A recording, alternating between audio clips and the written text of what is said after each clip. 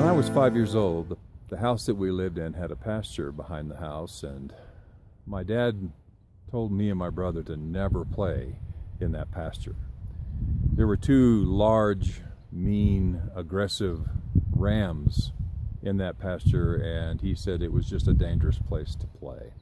So we were forbidden to play there. But because he said we were forbidden to play there, of course we wanted to play there, and so we did.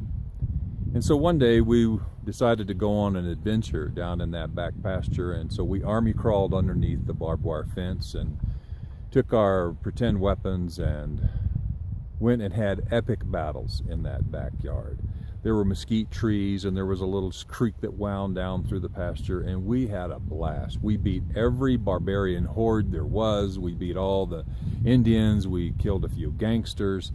I mean, we just had a grand time. And then it was time to go home, and so we made our way back up to the house. And in the pasture, in the corner next to our house of the pasture, there were two wooden pallets that were leaned up on their edges and kind of served as a makeshift ladder, if you will, to go over the barbed wire fence. And so my brother climbed over the fence.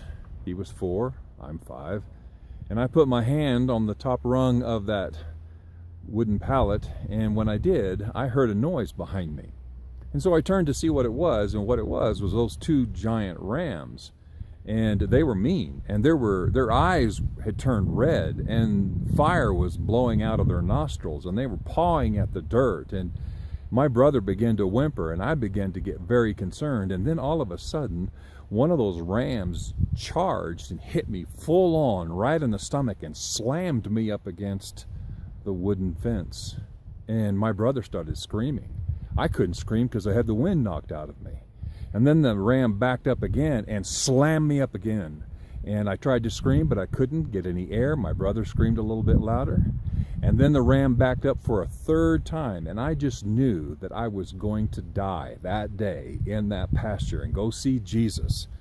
And just as that ram was about to make its third run at me, out of nowhere, from the blue sky, a giant hand came down and grabbed me by the back of my shirt and pulled me up just in time so that ram didn't hit me that third time. It was my dad. I was crying, and he hugged me close to his chest until I stopped crying. It was my father. You know, the scripture says that if we humble ourselves under the mighty hand of God, in due time, He will lift us up, because He's watching out for us.